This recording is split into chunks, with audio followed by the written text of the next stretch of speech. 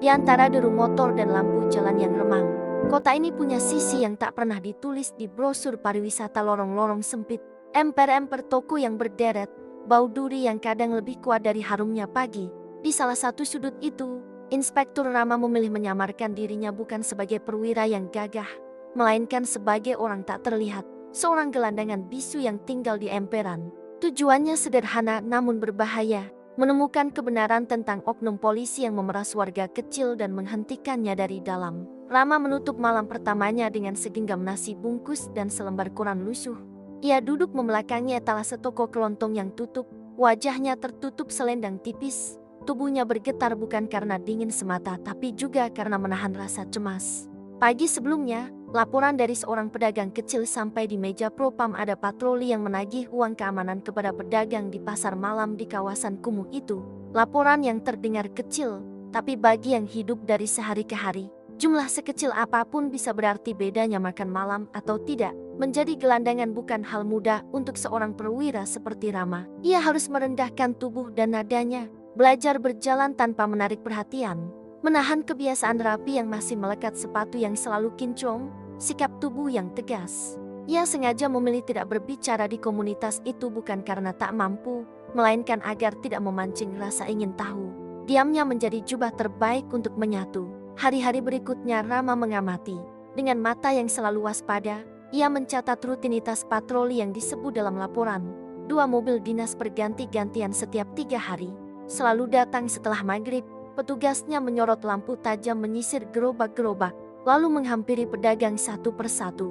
Bahasa yang dipakai tak halus, ancaman samar, biaya keamanan yang harus dibayar. Jika menolak ada intimidasi kecil, ancaman surat tilang yang bisa berujung pada barang dagangan disita, atau janji-janji masalah jika diperparah. Rama tak langsung bertindak. Ia tahu bukti harus kuat, bukan hanya kata-kata pedagang yang bisa diintimidasi menjadi takut memberi kesaksian di kemudian hari. Ia butuh rekaman, tanda tangan, nama yang jelas. Maka, malam demi malam, ia tidur di emperan sambil menyimpan bekal kecil dan alat sederhana, kamera kecil yang disamarkan sebagai kancing jas robek, pena dengan mikrofon, dan sebuah buku catatan kecil yang selalu ia sembunyikan di balik jaket lusuhnya. Suatu malam, saat hujan gerimis menipis, Rama melihat adegan yang dugaannya benar. Sepasang petugas turun dari mobil dinas, menilik-lihat gerobak, lalu mendekati seorang pedagang bakso bernama Pak Amin. Pembicaraan berlangsung singkat, satu dompet keluar. Tangan yang menerima, uang dipindah tanpa struk, hanya kode dan ancaman. Rama menekan tombol kecil pada kancing palsu itu. Lampu kecil berkedip, merekam. Di luar, dari arah lain, sebuah sosok berjasa tinggi tampak menunggu di dalam mobil, bukan perwira kecil. Wajahnya samar, tapi postur dan cara ia memberi perintah berbeda. Ada keangkuhan seorang yang merasa aman. Keesokan harinya, rumor di emperan menyebar, mereka tadi ambil lagi. Pedagang-pedagang mulai resah. Ada yang membayar, ada yang menolak dan mendapat surat tilang palsu sebagai peringatan. Rama berbaur, memberi napas kepada para pedagang seolah ia tak paham apa-apa, menampakkan ketidakberdayaan seorang gelandangan. Di balik itu, pikirannya sibuk merangkai potongan-potongan bukti, sampai satu kejadian hampir menghancurkan segala rencananya. Seorang pedagang kecil, Mbak Sari, tengah menyisir gerobak ketika matanya menyapu wajah Rama. Ia menyipit. Ada kilas pengenalan di sana, bukan karena Rama terkenal, melainkan karena ia pernah membantu pasukan polisi melakukan razia lampu lalu lintas beberapa tahun lalu. Saat masih berpakaian rapi, Mbak Sari bergerak mendekat, gumaman kecil di bibirnya. "Kamu, bukan gelandangan, ya?" Detik itu terasa panjang. Rama menahan napas. Topeng yang ia pakai harus tetap sempurna. Dengan tenang, Rama memperagakan peran sampai sedetail mungkin. Napas berat, bahasa tubuh serba lelah, tangan yang gemetar karena dingin. Ia mematung, memejamkan mata, pura-pura bisu. Mbak Sari melirik lebih lama, ragu. Di sana, di antara orang-orang keras di sekitarnya, belas kasihan menang. Ia menempatkan sepotong roti di hadapan Rama dan berlalu, memilih tak mengungkit wajah yang mirip itu. Nyaris ketahuan, tetapi ketenangan dan konsistensi peran menyelamatkannya. Setelah Mbak Sari pergi, Rama menulis cepat, hampir ketahuan jaga jarak, hindari kontak mata langsung. Seminggu kemudian, bukti yang ia butuhkan mulai terkumpul. Dari rekaman kecil, ada percakapan tentang setoran mingguan dan kode-kode lokasi. Di sebuah catatan yang terselip di meja warung yang tak berbunga, ada nama seorang perwira tinggi Kapolsek setempat disebutkan secara samar, namun cukup untuk membuat jantung Rama berdebar. Jika benar, operasi ini bukan hanya soal pemerasan lapar, tapi konspirasi hierarkis. Rama menyimpan salinan catatan itu secara hati-hati. Ia tahu satu nama di atas sana mengubah cara ia harus bergerak. Melaporkan langsung ke atasan biasa akan sia-sia bila atasan itu juga terlibat. Menyusun tim internal yang netral penting, tapi ia harus hati-hati. Siapa yang bisa dipercaya di institusi yang tampaknya sudah ternoda? Malam yang menegangkan datang saat sekelompok pedagang memutuskan menolak membayar. Mereka yang menolak biasanya menerima surat tilang dan kadang kekerasan kecil satu pukulan untuk menakutkan. Kali ini, ancamannya lebih jelas. Ada rencana untuk memukul seorang pedagang yang bernama Iwan karena menolak membayar 2 minggu lamanya. Kabar itu sampai ke telinga Rama lewat bisik-bisik di warung kopi. Ia melihat peluang untuk mengungkap semuanya. Rama memilih bertindak. Ia menunggu di sudut pasar dengan kamera siap, menempatkan dirinya sedemikian rupa agar tidak terlihat. Mata-matanya mengamati arus manusia, mendeteksi langkah-langkah polisi yang mendekat. Ketika oknum datang, jumlah mereka lebih banyak dari biasanya, tanda bahwa seseorang yang berkuasa mengawasi. Cara mereka berbicara, cara mereka menertawakan pedagang yang ketakutan, memberitahu Rama betapa dalamnya penyakit ini meresap. Tiba-tiba, salah satu dari mereka, seorang laki-laki yang dulu sering duduk di barak saat pelatihan, melirik ke arah Rama. Kali ini bukan pedagang yang hampir mengenali. Ini adalah wajah yang pernah jadi teman sekamar latihan, Tony. Perlahan, ingatan lama datang pada Rama. Tony, kawan lama yang dulu berjanji menegakkan hukum bersama. Kini, Tony berdiri di tengah-tengah oknum, melempar ancaman dengan cara yang sama seperti yang dilakukan para penjahat. Detik itu, dunia moral Rama bergetar. Persahabatan lama bertabrakan dengan sumpahnya sebagai polisi. Ia harus memilih, membuka penyamaran sekarang dan menahan Tony dengan tangannya sendiri, atau menunggu bukti yang lebih kuat tapi berisiko Iwan dipukul hingga babak belur. Rama tidak lagi bisa pasif. Ia membuka penyamaran dalam sekejap, sebuah gerakan yang membuat para oknum terkejut. Wajah gelandangan yang selama ini bisu kini mengaum lantang. Cukup, suara Rama bukan lagi suara gelandangan. Ia kembali sebagai inspektur.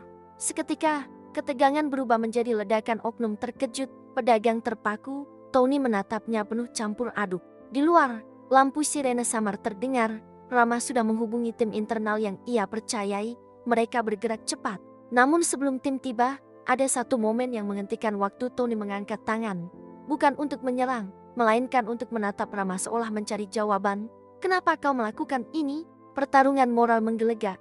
Tony berdiri di antara pilihan mengikuti komando dan menghasilkan rasa takut, atau menurunkan senyum kepura-puraannya dan mengingat sumpah yang dulu mereka ucapkan bersama. Rama tidak memaksa, ia hanya menatap, matanya penuh sedih dan amarah. Kita dulu berjanji, kata Rama pelan, suaranya membawa beban masa lalu. Tony menghela napas, wajahnya menunjukkan perang batin yang kelam. Dalam hitungan menit yang terasa seperti jam, tim internal datang, tindakan cepat, profesional. Penangkapan berlangsung dramatis, beberapa oknum mencoba melarikan diri, namun kamera-kamera kecil yang disembunyikan oleh pedagang merekam semua. Tony berdiri terpaku ketika petugas menyodorkan borgol ke arahnya. Saat borgol mengikat pergelangan tangannya, perhatian warga tertumpah pada satu hal, kebenaran sedang terbongkar. Ada teriakan, ada tangis, ada kelegaan. Di tengah keributan itu, kebenaran akan perlahan terkuak. Surat tilang palsu, uang yang diperoleh tanpa bukti, perintah yang datang dari seorang perwira tinggi di kantor nama itu kini tak lagi samar. Para pedagang menatap Rama dengan mata penuh terima kasih dan juga tanya, kenapa kau rela jadi gelandangan? Rama hanya tersenyum tipis, lelah. Ia tahu ini baru awal, ada jaringan yang lebih besar di balik semua ini. Dan Tony hanya satu bagian dari mesin yang korup. Berakhir dengan Rama duduk kembali di emperan yang sama. Kini bukan sebagai penyamar, melainkan sebagai saksi hidup. Ia menatap langit kota yang penuh lampu dan sadar, kebenaran telah menang satu ronde, tapi perjuangan melawan korupsi masih panjang. Di saku jaket lusuhnya, sebuah catatan kecil bertuliskan nama perwira tinggi itu sekali lagi terkuak menjadi petunjuk untuk bab selanjutnya. Rambutnya masih basah dari hujan yang tadi malam, tetapi matanya sudah tak lagi kabur. Jalan panjang untuk membersihkan institusi yang dicintainya baru saja dimulai. Pagi setelah penangkapan itu, kota terasa berbeda bagi Rama, bukan karena udara lebih segar atau suara bising lebih pelan. Tetapi karena ia kini berjalan tanpa penyamaran, di antara para pedagang yang menatapnya dengan rasa hormat dan syukur. Namun rasa lega itu tidak bertahan lama. Rama tahu, satu kelompok oknum mungkin sudah tertangkap. Tetapi akar persoalannya jauh lebih dalam. Di ruang kecil kantor propam yang ia pilih sebagai tempat sementara, Rama duduk di depan tumpukan laporan yang baru saja masuk. Ada saksi baru, ada bukti tambahan, ada juga ancaman samar yang masuk melalui pesan tak dikenal. Pesan singkat itu hanya berisi 3 kata, berhenti sebelum terlambat. Rama tidak terkejut, hanya menghela napas panjang. Kalau mereka sudah mulai mengancam, berarti bukti yang kukumpulkan mengarah pada orang yang tepat, gumamnya. Namun sebelum ia melangkah lebih jauh, satu hal terus mengganggu pikirannya. Tony, sahabatnya itu kini mendekam di ruang tahanan internal. Rama mendapat izin untuk menjenguknya. Di ruang tahanan, Tony duduk dengan tangan di balik punggung, menatap kosong ke lantai.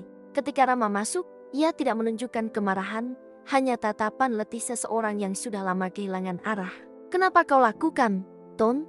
tanya Rama pelan. Tony tersenyum miris. "Kau datang sebagai polisi atau sebagai teman?" "Sebagai keduanya." Tony tertawa kecil, tapi tanpa keceriaan. "Keduanya sudah tidak ada bedanya lagi bagiku." Rama duduk di bangku berkarat di depan jeruji. "Kalau kau jelaskan dari awal, aku bisa bantu." "Tidak ada yang bisa bantu, Ram. Kau pikir aku mau?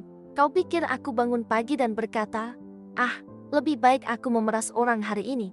Tidak, tapi hidup tidak sehitam putih itu." Rama terdiam, membiarkan Tony berbicara. "Aku terjebak, Ram. Semuanya dimulai saat aku ditempatkan di bawah perwira itu Kapolsek Ranga. Dia itu iblis berjas rapi. Awalnya hanya diminta menutup mata, lalu diminta mengawasi pedagang. Lama-lama, dipaksa ikut memeras. Kalau nolak, aku diancam dipindah ke daerah terpencil. Karier selesai, keluargaku menderita." Rama mendengarkan tanpa berkedip. Cerita Tony membuat kepingan Pato semakin jelas. "Tapi yang paling parah," lanjut Tony, "Ranga tidak bekerja sendirian. Ada nama lebih tinggi lagi. Orang yang kalau aku sebut, kau mungkin tidak percaya." Rama menegakkan punggungnya. "Siapa?" Tony menggigit bibir. Ada ketakutan nyata di wajahnya. "Aku tidak bisa bilang. Kalau aku buka mulut, bukan cuma aku, keluargaku juga bisa terkena." "Tony," suara Rama lembut tapi tegas, "aku berjanji, aku akan lindungi keluargamu." "Rama, ini bukan orang yang bisa kau lawan dengan lencana. Dia punya koneksi di luar, orang-orang berjas, bukan berseragam." Rama baru akan bertanya lagi saat pintu ruang interogasi diketuk. Seorang petugas masuk, membisikkan sesuatu di telinga Rama. Seseorang ingin bertemu dengannya segera. Di ruang rapat kecil, seorang pejabat internal yang jarang turun tangan langsung menunggu Rama. Wajahnya serius. "Inspektur Rama," katanya, "kami memuji tindakan Anda, tapi Anda harus sangat berhati-hati. Kasus ini sudah menarik perhatian tingkat pusat." Rama mengerutkan alis. "Apa karena Kapolsek Ranga?" "Tidak hanya itu," pejabat itu menatapnya tajam. "Nama-nama yang disebut dalam laporan awal Anda, beberapa di antaranya memiliki jabatan penting dalam lingkaran pengambil kebijakan." Rama merasa dingin merayap pelan ke punggungnya. "Dan ada hal lain," lanjut pejabat itu. "Kami mendapat informasi bahwa ada rencana untuk membungkam saksi termasuk Anda." "Siapa yang memberi informasi? Itu tidak penting. Yang penting, mulai hari ini Anda harus pindah tempat tinggal. Kami akan tempatkan Anda di lokasi aman." Rama menolak secara otomatis. "Tidak, Pak. Kalau saya disembunyikan, penyelidikan bisa mandek. Mereka akan tahu saya takut. Ini soal keselamatan. Keselamatan saya tidak penting dibanding kebenaran. Saya tidak kesini untuk menjalankan setengah tugas." Pejabat itu memijit pelipisnya, tampak frustrasi. "Baiklah, kalau Anda memaksa, setidaknya gunakan tim kecil yang kami siapkan. Orang-orang yang dipercaya." Rama mengangguk. Ia tahu itu kompromi terbaik. Sore itu, Rama kembali ke wilayah kumuh. Bukan sebagai gelandangan, bukan pula sebagai polisi berseragam, melainkan sebagai penyelidik yang ingin memahami lebih jauh bagaimana jaringan pemerasan itu bekerja. Pedagang-pedagang menyambutnya dengan rasa hormat campur ingin tahu. "Pak, apakah semua polisi yang datang malam itu sudah ditangkap?" tanya Mbak Sari hati-hati. "Belum," jawab Rama jujur. "Masih ada yang lebih besar." Para pedagang saling menatap gelisah. Rama kemudian mendekati Iwan, pedagang yang hampir dipukuli malam itu. Iwan memeluk Rama sebentar, seperti memeluk seorang kakak. "Pak, saya baru ingat," ujar Iwan. salah satu polisi itu pernah bilang sesuatu sebelum pergi malam itu. Apa? Dia bilang, besok malam bos besar turun tangan. Dia mau cek setoran. Rama langsung menatap Iwan tajam. Kau yakin? Iwan mengangguk. Saya ingat jelas. Itu berarti hanya tinggal 1 malam sebelum bos besar, kemungkinan besar Kapolsek Ranga atau orang di atasnya datang langsung mengawasi pemerasan. Ini peluang besar, tapi juga bahaya besar. Pak, apa Anda akan datang besok? Tanya Iwan. Rama tersenyum, meski hatinya diliputi kekhawatiran. Aku tidak hanya akan datang, aku akan selesai di sini. Malamnya, saat Rama kembali ke penginapan kecil tempat ia sementara tinggal, ia duduk di bawah cahaya lampu redup sambil menuliskan rencana di buku catatannya. Ia tahu besok malam akan ada pertemuan besar. Para oknum akan merasa lebih percaya diri karena dipimpin orang berkuasa. Tapi Rama juga punya keunggulan, kejutan. Pertanyaannya hanya satu, siapa sebenarnya bos besar itu? Apakah Ranga atau seseorang yang jauh lebih berbahaya? Sebelum tidur, Rama membuka ponselnya. Ada pesan baru dari nomor tak dikenal. Besok malam kami datang. Jangan ikut campur, ini peringatan terakhir. Tapi di bawahnya, ada pesan lain, dari kontak rahasia internal. Tim siap, perintahmu kapan saja. Rama menutup teleponnya, memandang ke langit-langit yang gelap. Besok, semua akan berubah, dan ia siap menghadapinya. Hari yang ditunggu itu akhirnya tiba. Namun bagi Rama, waktu terasa berjalan lebih lambat dari biasanya. Sejak pagi ia tidak tenang, meski wajahnya tetap dingin seperti batu. Setiap langkah, setiap suara, bahkan setiap bayangan yang melintas di lorong-lorong pasar seakan menyimpan pesan tersembunyi. Malam ini akan ada yang berubah, dan perubahan itu bisa berarti kemenangan, atau akhir dari segalanya. Menjelang sore, Rama bertemu dengan tim kecil yang dikirimkan oleh internal, 3 orang dengan kemampuan penyamaran dan observasi tingkat tinggi. Mereka datang tanpa banyak bicara, membawa perlengkapan sederhana tapi efektif, kamera kecil, alat komunikasi pendek, dan dokumen legal yang siap dipakai jika penangkapan harus dilakukan. Perintah langsung darimu saja, Inspektur, ujar salah satu dari mereka, seorang pria bernama Haris dengan wajah tenang namun mata tajam seperti pisau. Rama mengangguk. Target malam ini seorang perwira tinggi.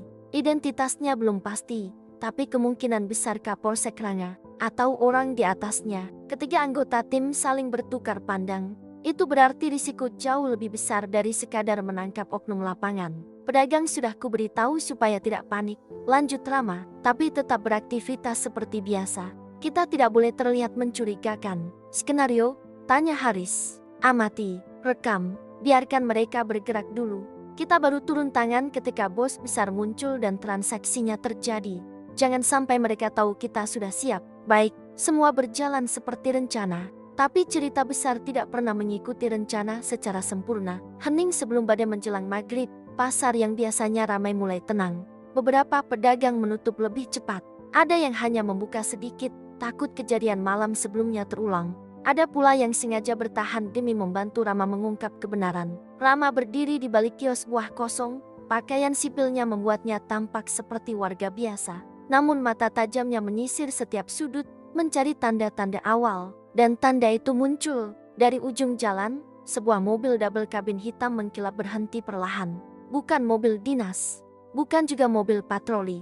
Pintu dibuka, dan 4 pria berseragam keluar berjalan dengan cara angkuh yang tidak lagi berusaha disembunyikan. Tapi bukan itu yang membuat Rama tegang. Seorang pria keluar paling terakhir, berjas hitam, tidak mengenakan seragam, rambut disisir rapi, sikap tubuh seperti seseorang yang sudah lama terbiasa memberi perintah dan menerima penghormatan. Namun wajah itulah yang membuat Rama membeku. Pria itu adalah Wakil Kapolres Agus Darmawan, orang yang pernah memuji Rama sebagai polisi muda paling berbakat, yang pernah berkata bahwa Rama memiliki masa depan cerah di institusi, seseorang yang dihormati banyak orang, atau seseorang yang menyembunyikan wajah lain selama ini. Rama merasakan dadanya seakan diremas.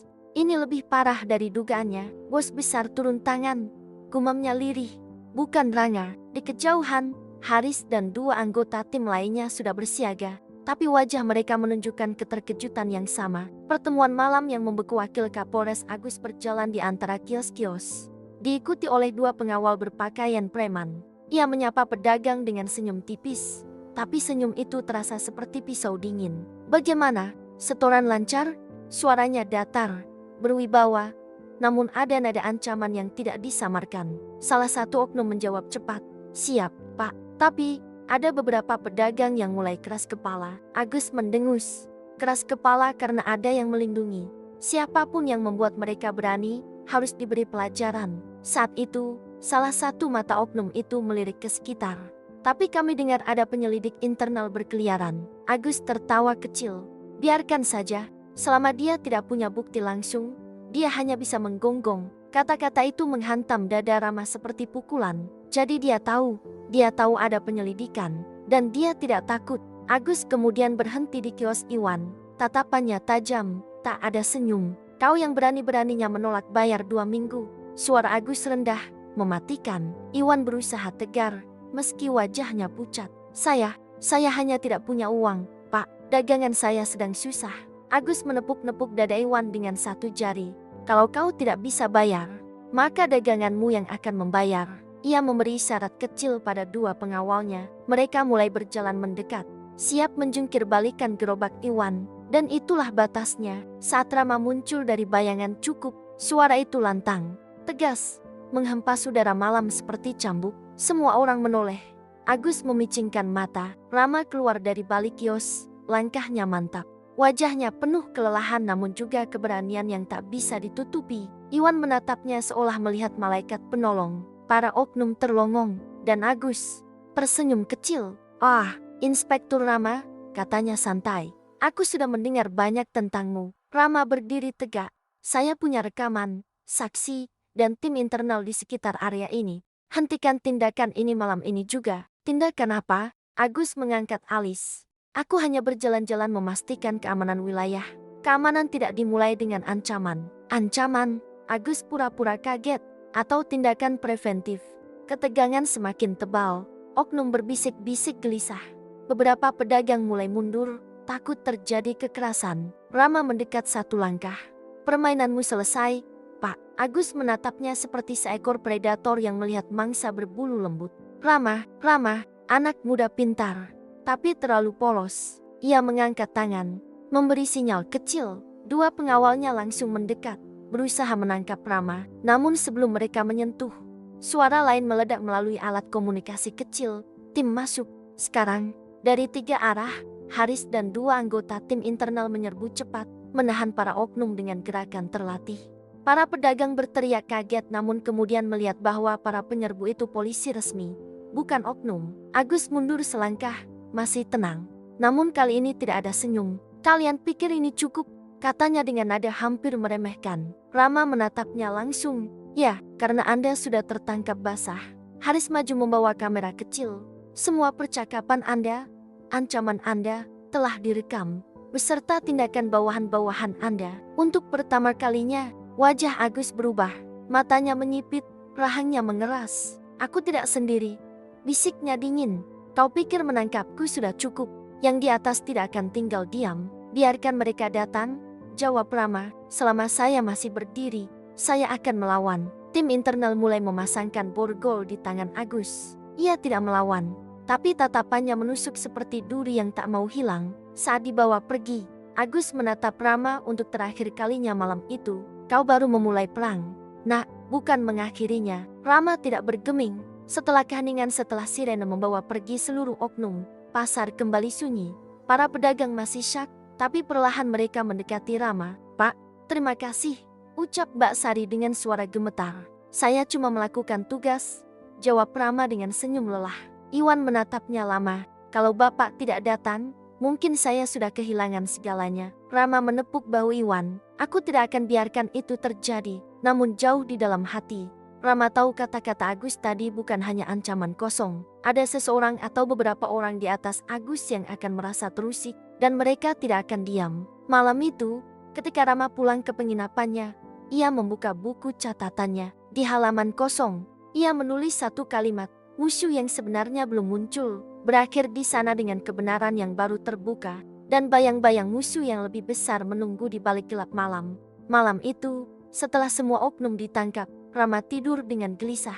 Suara-suara ancaman Wakil Kapolres Agus terus terngiang di kepalanya. Ia tahu benar, ancaman itu bukan sekadar gertakan orang yang dipojokkan, Kalimat "aku tidak sendiri" adalah petunjuk bahwa permainan jauh lebih besar daripada sekadar pemerasan di pasar kumuh itu. Keesokan paginya, Rama bangun lebih cepat dari biasanya. Matahari bahkan belum muncul, hanya garis tipis cahaya di horizon.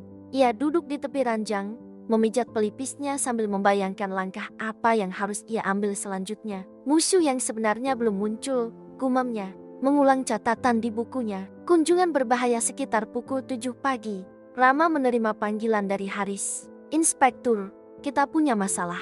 Rama langsung waspada. "Apa?" "Kapolsek Rangga hilang." Kata hilang itu membuat Rama berdiri spontan, seakan kursi yang ia duduki tiba-tiba membakar tubuhnya. "Maksudmu?" "Kami menuju rumahnya pagi-pagi sesuai prosedur.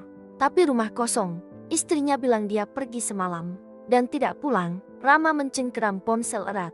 Dia melarikan diri. Kemungkinan itu jelas. Rangga pasti mengetahui penangkapan Agus. Dan jika Agus adalah penghubung saja, maka Rangga mungkin mengetahui rahasia lebih besar, informasi yang cukup untuk membuatnya menjadi ancaman bagi orang-orang di atasnya. Atau bagi penyelidik seperti Rama. "Cari jejaknya," perintah Rama. "Pantau kamera CCTV sekitar rumah dan sepanjang jalan keluar kota." "Sudah kami lakukan," jawab Haris. "Tapi ada hal lain yang perlu Anda tahu." "Apalagi?" 2 jam lalu, ada orang asing terlihat di sekitar penginapan Anda, berjas, pakai masker. Mereka bertanya kepada warga sekitar tentang orang bernama Rama. Rama memejamkan mata, jantungnya berdetak lebih cepat. Musuh mulai bergerak. Kembali ke Durjana, Rama memutuskan kembali ke wilayah kumuh. Ia ingin memastikan para pedagang aman dan melihat apakah ada gerakan janggal di sana. Namun begitu tiba di pasar, suasananya berbeda dari kemarin. Terasa lebih hening, lebih tegang. Mbak Sari langsung menghampirinya dengan tergesa-gesa.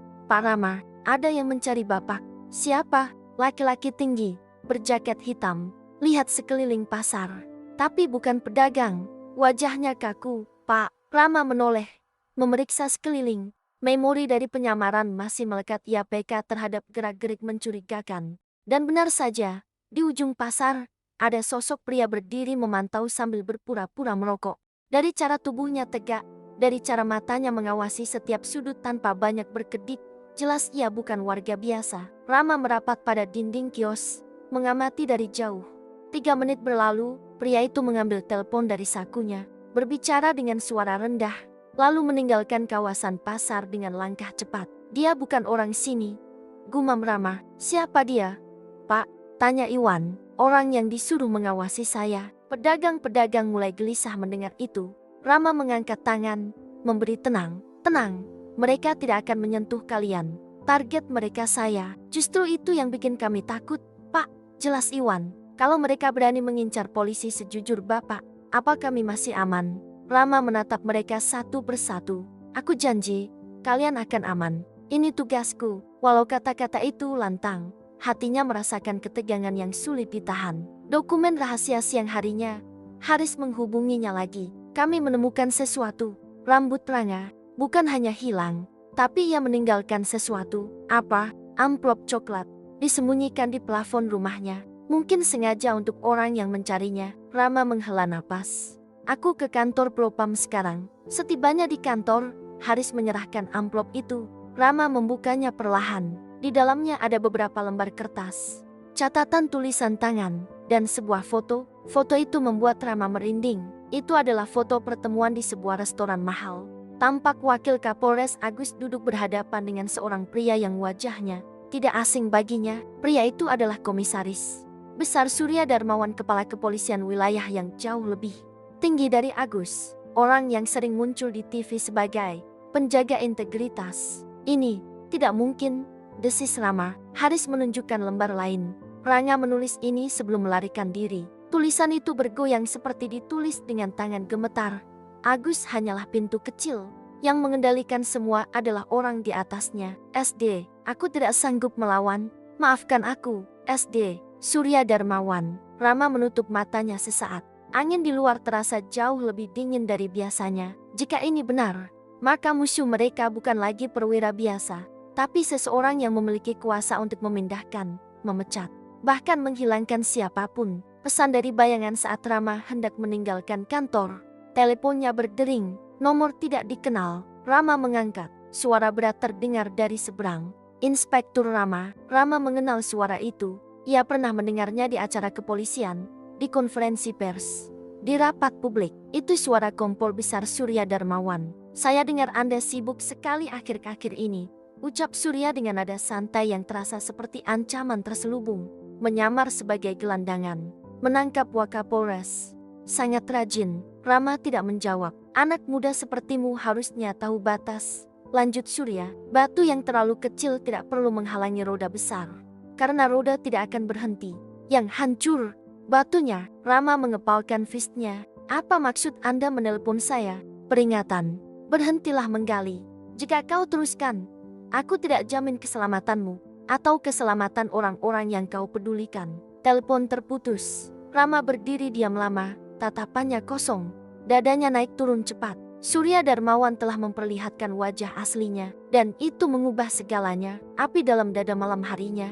Rama duduk sendiri di kamar, memikirkan semua ancaman yang ia terima. Ia tahu ia bisa menyerah. Ia bisa berhenti menggali. Ia bisa menerima bahwa melawan orang di puncak adalah berbahaya. Tapi wajah para pedagang kembali muncul dalam ingatannya, ketakutan mereka, harapan mereka. Wajah Tony juga muncul dengan air mata yang ditahan. Dan wajah Agus saat ditangkap bukan wajah penjahat murni, tetapi pion dalam permainan besar. Rama menutup mata dan menarik napas panjang. Kalau aku berhenti, katanya pada dirinya sendiri, tidak akan ada yang tersisa untuk melawan mereka. Ia membuka matanya, api tekad di dalamnya kembali menyala. Ditutup dengan kalimat yang ia tulis di buku catatannya. Jika aku harus menantang gunung, maka aku akan mulai dari langkah pertama. Dan langkah itu adalah mengungkap siapa saja yang berada dalam jaringan Surya Darmawan. Perang sebenarnya baru dimulai. Hujan turun sejak sore, menelusup di antara gang-gang sempit, dan menumpuk sebagai genangan keruh di jalan tanah. Malam itu terasa lebih sunyi dari biasanya, seolah seluruh penghuni permukiman kumuh menahan napas bersama. Para pedagang kecil sudah menutup lapak lebih cepat. Bukan karena cuaca buruk, melainkan karena desas-desis bahwa para oknum polisi akan kembali menagih uang keamanan. Inspektur Rama duduk di balik tumpukan kardus di depan sebuah gudang kosong. Masih berpenampilan sebagai gelandangan, rambut kusut, janggut palsu, pakaian compang camping, dan bau menyengat dari ramuan khusus yang sengaja ia oleskan agar tidak ada yang ingin mendekat. Meski tubuhnya menggigil, matanya tajam memandangi ujung gang tempat para oknum biasanya muncul. Ia sudah mengirimkan pesan sandi ke divisi internal beberapa jam sebelumnya. Tim sudah bersiaga tak jauh, menunggu aba-aba darinya. Namun Rama tahu, saat ia membuka penyamarannya nanti, semuanya takkan sama lagi. Ia bukan hanya menangkap penjahat, ia akan menghancurkan lingkaran korupsi yang dipimpin seorang perwira tinggi. Dan salah satu eksekutornya adalah sahabat masa kecilnya Dika. Rama memejamkan mata sejenak. Dika, kenapa harus kamu? Ingatan masa kecil mereka muncul berlari di lapangan kosong, menggunakan kayu seperti pistol mainan. Bercita-cita sama, menjadi polisi yang melindungi rakyat. Kini, malam ini, mereka akan berhadapan sebagai musuh. Dari kejauhan terdengar suara mesin motor. 4 motor besar memasuki gang sempit dengan gaya arogan, menyalakan sirene sebentar sebagai tanda kedatangan. Lampu motor menyorot para pedagang yang gemetar dalam diam.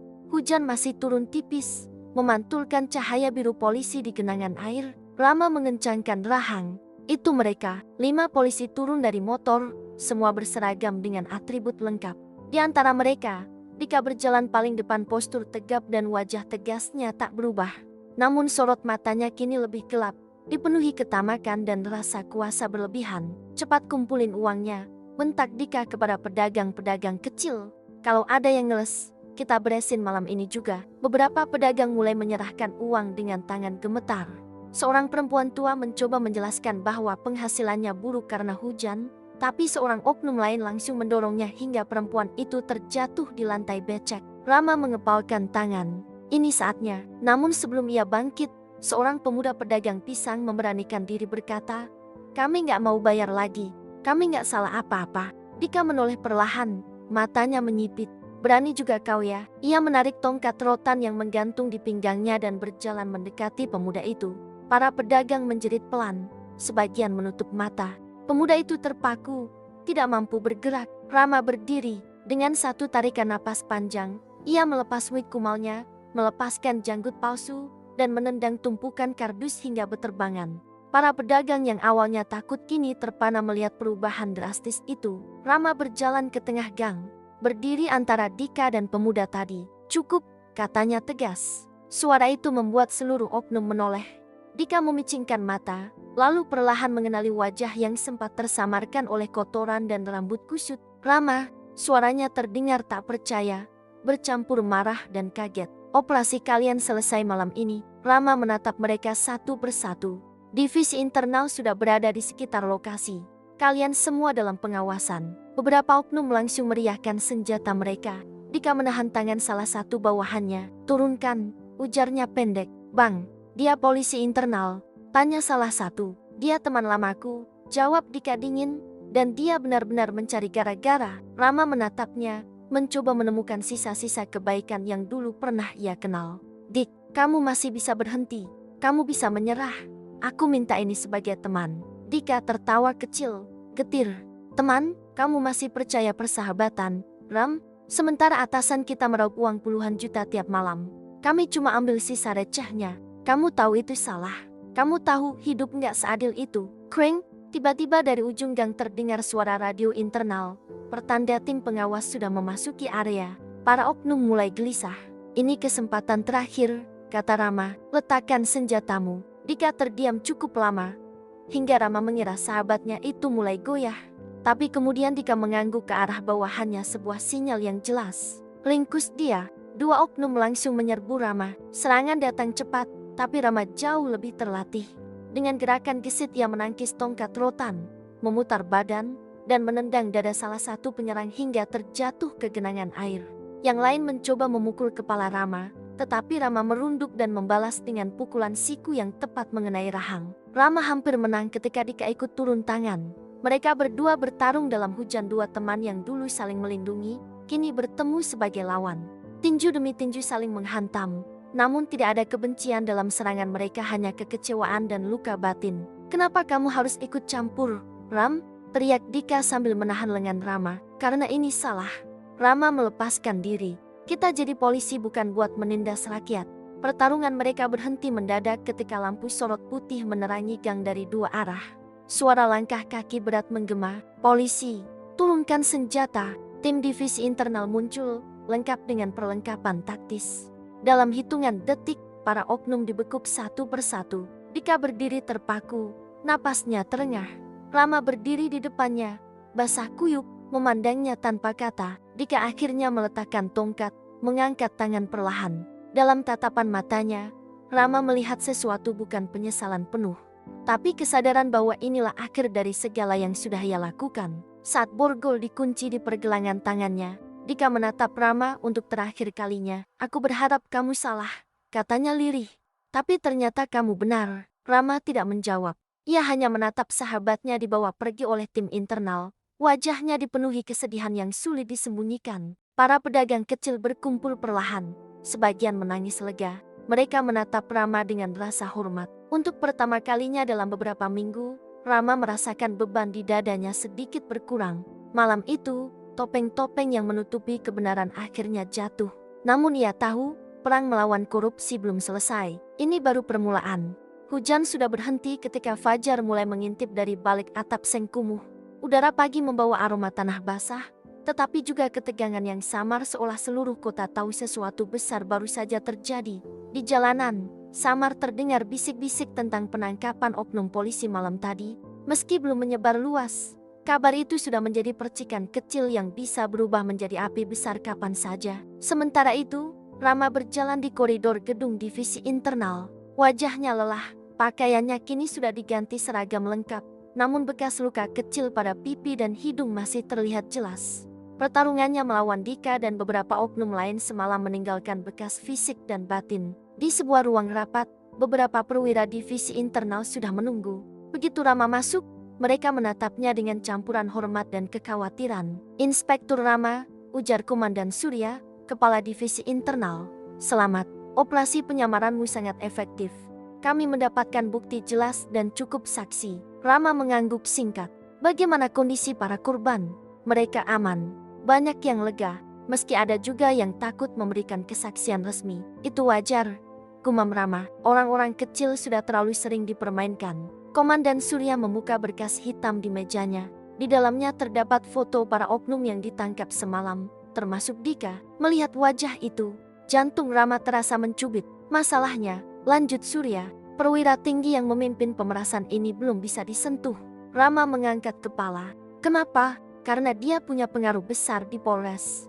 Kita butuh bukti langsung perintah, transaksi, apapun yang menghubungkan dia dengan para oknum. Dika pasti tahu, kata Rama spontan. Dia orang kepercayaannya. Komandan menghela napas. Kami sedang menginterogasinya, tapi Dika, diam. Sejak ditangkap, dia sama sekali tidak bicara. Rama menutup mata sebentar. Ia tahu betapa keras kepala sahabatnya itu. Di satu sisi, Dika mungkin ingin melindungi atasannya. Di sisi lain, ia mungkin ingin melindungi Rama dari ancaman lebih besar. Seseorang mengetuk pintu rapat. Seorang petugas masuk dengan ekspresi tegang. Komandan, Inspektur Rama, ada masalah. Surya menatapnya tajam. Masalah apa? Kapolres yang diduga terlibat menuntut agar Rama diperiksa secara internal. Ia menuduh penyamaran ini dilakukan tanpa izin Polres. Rama mengernyit. Apa? Semua ini sudah ada surat dari Divisi Internal Pusat. Benar, kata Surya, tapi Kapolres sedang mencoba menggoyang pondasi. Ia ingin mengaburkan fokus dan mempertahankan posisinya. Rama merasakan dadanya panas. Ini bukan hanya soal dia, ini tentang para pedagang kecil yang sudah terlalu lama menjadi korban. Dia takut, kata Surya tenang, dan orang takut akan melakukan apa saja. Sementara itu, suasana di Polres setempat sangat berbeda. Para anggota tampak gelisah. Beberapa berbisik soal insiden malam tadi, namun tidak ada yang berani membicarakannya secara terbuka. Di sebuah ruangan mewah di lantai 2, Kapolres Hariman pria berusia 50 dengan perut buncit dan suara berat seperti singa membanting koran ke meja. Gila, berani sekali Divisi Internal mengacak-acak wilayahku tanpa izin. Di depannya berdiri dua perwira muda yang tak sanggup menatap mata sang Kapolres. Pak, yang ditangkap itu memang oknum, salah satu berkata pelan. Kalau kasus ini meledak di media justru itu. Hariman menunjuk mereka dengan telunjuk gemuknya. Kalau ini sampai bocor, aku bisa jatuh. Kalian tahu apa artinya? Hilang jabatan, hilang proyek, hilang segalanya. Ia berjalan mondar-mandir dengan langkah berat. Kemudian, ia menatap sebuah map merah di mejanya berkas lama tentang proyek renovasi kantor polisi yang dulu ia tangani sendiri. Inspektur Rama, gumam Hariman. Kau pikir bisa menjatuhkanku dengan menangkap beberapa anak buah? Kau belum tahu apa-apa. Ia mengambil ponsel, menekan nomor seseorang. Pastikan Rama mendapat tekanan. Buka kembali semua catatan tugasnya. Cari kesalahan sekecil apapun. Paham? Seseorang di ujung telepon menjawab dengan suara ragu. Tapi, Pak, kalau dia bersih, buat dia terlihat kotor. Telepon ditutup keras. Sore harinya, Rama datang ke ruang interogasi Divisi Internal. Dika duduk di balik meja, tangan di borgol, wajahnya tampak letih. Dia tidak menatap siapapun sejak ditangkap. Rama duduk di depannya. Suasana hening sampai hanya terdengar dengung AC. Dik, Rama memulai, aku nggak datang sebagai polisi, aku datang sebagai teman. Dika mengangkat kepala sedikit, tetapi matanya tetap kosong. Kamu tahu siapa dalangnya? Lanjut Rama, kamu tahu bagaimana dia memperalatmu? Dika tertawa pelan, suara yang nyaris tak terdengar. Ram, hidup itu nggak hitam putih seperti idealismemu. Bukan tentang idealisme, kata Rama lirih. Ini tentang rakyat kecil yang kamu sakiti. Dika terdiam lama, lalu ia menatap Rama dan berkata, kalau aku bicara, kamu siap menghadapi akibatnya? Kamu pikir dia hanya diam saja melihat kamu mengusik bisnisnya? Kalau itu harga untuk menegakkan kebenaran, aku siap. Dika menggeleng. Tidak, Rama, kamu tidak paham. Dia jauh lebih berbahaya dari yang kamu kira. Rama mencondongkan tubuh. Siapa? Katakan. Dika membuka mulut, hendak bicara. Tiba-tiba tok, pintu ruang interogasi diketuk keras. Maaf, interogasi dihentikan sementara, ujar seorang perwira. Ada instruksi dari Kapolres. Rama menoleh cepat. Apa, Inspektur Rama? Anda diminta hadir untuk pemeriksaan internal terkait dugaan penyalahgunaan wewenang. Dika menatap Rama dengan tatapan getir. Seolah berkata, sudah kubilang dia akan membalas. Rama berdiri dengan napas berat. Sebelum berjalan keluar, ia menatap Dika untuk terakhir kalinya. Saya akan kembali, katanya mantap. Dan ketika saya kembali, semuanya akan berakhir. Di luar ruangan, Koridor kantor terasa lebih gelap dari biasanya. Rama menyadari satu hal, pertarungan sebenarnya baru saja dimulai. Dan musuh yang ia hadapi jauh lebih kuat daripada gerombolan oknum di lapangan. Musuhnya kini adalah kekuasaan. Sore berubah menjadi malam ketika Rama duduk sendirian di ruang pemeriksaan internal Polres. Lampu neon putih menggantung tepat di atas kepalanya, memberi bayangan tajam pada wajahnya yang letih. 3 perwira duduk di meja seberangnya, tampak sibuk membuka berkas dan saling berbisik. Pemeriksaan berlangsung selama berjam-jam.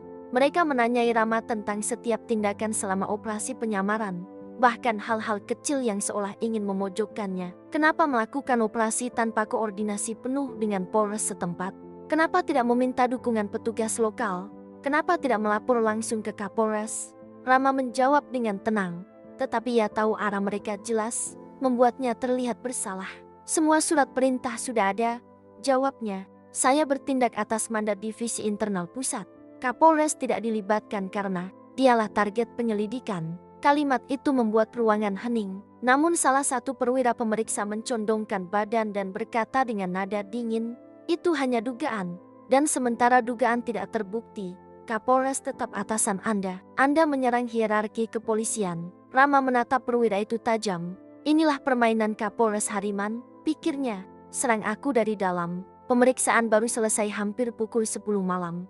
Sebelum Rama keluar, salah satu perwira pemeriksa berbisik lirih kepadanya, Inspektur, hati-hati, ada yang ingin menjatuhkan Anda secepat mungkin. Rama hanya mengangguk, ia sudah tahu. Di halaman kantor, udara malam terasa lebih dingin dari biasanya. Rama menyalakan ponselnya untuk pertama kali sejak operasi. Ada 7 pesan dari Komandan Surya, yang terakhir membuat napasnya tercekat. Dika meminta bertemu kamu. Katanya, dia siap bicara. Rama segera meluncur ke kantor divisi internal pusat tempat Dika ditahan. Setibanya di sana, Komandan Surya sudah menunggunya. Kamu siap? Tanya Surya. Apa dia berubah pikiran? Entah, yang jelas. Dia bilang hanya mau bicara kalau kamu yang dengar. Rama masuk ke ruang interogasi. Dika duduk di sana, tubuhnya tampak lebih kurus. Wajahnya penuh lingkar hitam. Begitu melihat Rama, ia menghela napas panjang. Ram, katanya, aku capek. Rama duduk, diam sejenak. Aku tahu, jawabnya. Dika menatap lantai. Aku kira semua ini demi melindungi keluarga, demi menjalani hidup lebih baik. Tapi ternyata, kami cuma pion. Dipakai, lalu dibuang. Rama menatap sahabat itu dengan lirih. Kamu masih bisa memperbaiki semuanya. Katakan siapa dalangnya. Dika memejamkan mata, lalu berkata pelan, Kapolres Hariman. Dialah yang memerintahkan kami. Uang keamanan itu mengalir ke atasannya juga. Ada bukti di ruang kantornya, brankas kecil di balik lukisan harimau. Dia pikir tak ada yang tahu. Jantung Rama berdegup cepat. Tapi ada satu hal lagi, lanjut Dika. Hariman sudah tahu kamu akan mengejarnya. Dia kirim orang untuk mengurus kamu. Malam ini, Rama tersentak. Kamu yakin? Iya, dia panik. Kalau kamu terus bergerak, dia jatuh. Sebelum Rama sempat bertanya lebih lanjut, pintu interogasi terbuka. Seorang petugas masuk dengan wajah pucat. Inspektur, kantor Polres ada keributan. Ada laporan bahwa Kapolres Hariman mencoba melarikan diri. Rama dan Surya saling pandang. Cepat, seru Surya. Malam itu Polres dipenuhi kebingungan. Lampu-lampu sirene berkedip liar saat Rama dan tim divisi internal tiba. Sejumlah polisi lokal terlihat panik, sebagian bingung. Sebagian berusaha menghalangi masuknya tim internal. Kapolres Hariman ternyata berlari menuju garasi belakang. Berusaha kabur menggunakan mobil dinas. Rama mengejar tanpa berpikir panjang. Hariman, berhenti, teriaknya. Namun Hariman justru mempercepat langkah. Dari tasnya terdengar bunyi logam, mungkin ia membawa berkas atau uang. Rama mempercepat lari. Hujannya mulai turun lagi, membuat lantai licin. Ketika Hariman masuk ke garasi, ia membalikkan badan sambil mengacungkan pistol. Jangan ikuti aku, Rama. Ini bukan urusanmu. Rama menahan napas. Yang kamu lakukan sudah mencelakai rakyat kecil. Itu urusanku, rakyat kecil. Hariman tertawa sinis. Mereka itu apa? Beban negara. Polisi seperti aku yang bikin sistem ini berjalan. Tidak, kata Rama pelan namun tegas. Kamu yang merusaknya. Hariman tampak goyah, namun ia tetap mengarahkan pistol. Tiba-tiba, suara langkah kaki divisi internal mendekat. Terpojok, Hariman mencoba lari ke mobilnya, namun lantai licin membuatnya terpeleset. Tas yang ia bawa terjatuh, isinya berserakan uang, catatan pemerasan, dan daftar setoran dari kader-kadernya. Semua bukti terhampar di lantai garasi. Tanpa jalan keluar, Hariman mengangkat tangan. Wajahnya pucat, bukan karena tertangkap, tetapi karena takut pada konsekuensi yang menantinya. Rama memborgolnya sendiri. Semua terdiam, hanya suara hujan yang memecah keheningan. Beberapa hari kemudian, berita penangkapan Hariman meledak di media nasional. Para korban pemerasan mulai berani bersuara. Jaringan korupsi di Polres itu mulai dibongkar satu persatu. Jika dijadikan saksi utama, hukumannya akan tetap ada, tapi lebih ringan karena kerjasamanya. Ia bertemu Rama sebelum dipindahkan ke rumah tahanan. "Maafkan aku, Ram," katanya lirih. "Kalau saja aku bisa kembali ke masa dulu." Rama tersenyum lemah. "Yang penting kamu memilih jalan benar sebelum terlambat." Dika menunduk. "Terima kasih. Karena kamu gak pernah membenciku." Rama menepuk bahu sahabatnya. "Aku benci korupsinya, bukan kamu." Dika menitikkan air mata sebelum dibawa pergi. Beberapa minggu kemudian, Rama kembali berdiri di permukiman kumuh tempat ia pernah menyamar. Para pedagang kecil menyambutnya dengan senyum lebar. Mereka memberi salam, mengucapkan terima kasih, bahkan membuat makanan kecil untuknya. Seorang ibu tua yang dulu didorong oleh oknum mendekati Rama dan menggenggam tangannya. "Terima kasih sudah membuat kami merasa aman lagi," ucapnya. Tulus. Rama tersenyum hangat. "Sudah tugas saya, Bu." Ia memandang ke sekeliling. Warung-warung yang kembali buka, anak-anak berlari di gang, suasana damai yang ia perjuangkan kembali. Hatinya terasa lega. Malam itu, ia berjalan keluar gang sendirian. Angin lembut menerpa wajahnya. Di kejauhan, suara kota terdengar seperti nyanyian yang lebih jujur. Rama tahu, masih banyak ketidakadilan di luar sana. Dunia tidak berubah dalam semalam, tapi selama masih ada orang-orang yang memilih melawan kegelapan, harapan selalu menemukan jalan. Ia menarik napas panjang dan tersenyum kecil. "Operasi bayangan," gumamnya, "akhirnya selesai." Namun perjuangan untuk keadilan itu takkan pernah selesai.